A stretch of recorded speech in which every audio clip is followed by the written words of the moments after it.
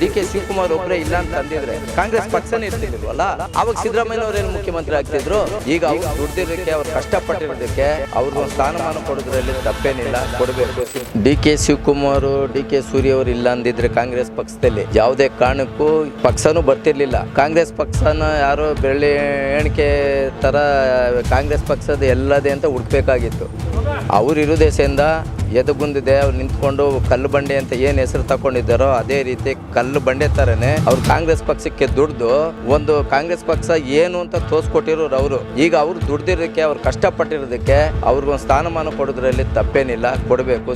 ಇನ್ನು 2.5 ವರ್ಷನಾದ್ರು ಅಭಿವೃದ್ಧಿಗೋಸ್ಕರನಾದ್ರು ಕಾಂಗ್ರೆಸ್ ಪಕ್ಷನ ಇನ್ನು ಗಟ್ಟಿತನ ಮಾಡೋಕ್ಕೋಸ್ಕರನಾದ್ರೂ ನಮ್ಮ ಡಿ ಕೆ ಶಿವಕುಮಾರ್ನ ಮುಖ್ಯಮಂತ್ರಿ ಮಾಡೋದ್ರಲ್ಲಿ ಎರಡನೇ ಮಾತಿಲ್ಲ ಸರ್, ಮಾಡಲೇಬೇಕು. ಆಮೇಲೆ ಸಿದ್ದರಾಮಯ್ಯನವ್ರಿಗೆ ಬೆಂಬಲ ಐತೇನ ತಕ್ಷಣನೇ ಅವ್ರಿಗೆ ಕೊಡಬೇಕು ಅನ್ನೋದಲ್ಲ, ದುಡ್ದಿರೋರು ಕೊಡಬೇಕು. ಬೆಂಬಲ ಇಲ್ಲ ಅಂತಂದ್ರು ಈಗ ಆಯ್ತು, ಈ ಡಿ ಕೆ ಶಿವಕುಮಾರ್ ಒಬ್ಬರೇ ಇಲ್ಲ ಅಂತ ಅಂದಿದ್ರೆ ಕಾಂಗ್ರೆಸ್ ಪಕ್ಷನೇ ಇರ್ತಿಲ್ವಲ್ಲ.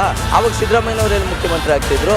ಅವಾಗ ಎಲ್ಲ ಕಾಂಗ್ರೆಸ್ ಪಕ್ಷನ ಉಲ್ಟಂ ಪಲ್ಟಂ ಮಾಡಿ ಬಿಜೆಪಿ ಸರ್ಕಾರ ಇನ್ನೊಂದು ಸಾರಿ ಬಂದ್ಬಿಡುದಲ್ಲ. ಆವಾಗ ಸಿದ್ದರಾಮಯ್ಯನವರು ಯಾವಾಗ ಎಲ್ಲಿ ಮುಖ್ಯಮಂತ್ರಿ ಆಗ್ತಿದ್ರು. ಹಂಗಾಗಿ ಇವರು ಕಷ್ಟಪಟ್ಟು ಮಾಡವ್ರೆ, ಉಳಿಸವ್ರೆ, ಪಕ್ಷನ ಬೆಳೆಸವ್ರೆ. ಆ ಕೃತಜ್ಞತೆಗೋಸ್ಕರನಾದ್ರು ನಮ್ಮ ಡಿ ಕೆ ಶಿವಕುಮಾರ್ಗೆ 2.5 ವರ್ಷನಾದ್ರೂ ಮುಖ್ಯಮಂತ್ರಿ ಕೊಟ್ರೆ ಆ ಪಕ್ಷಕ್ಕೆ ಅವ್ರು ದುಡ್ದಿರೋದಕ್ಕೆ ಒಂದು ಬೆಲೆ ಸಿಗುತ್ತೆ ಸರ್.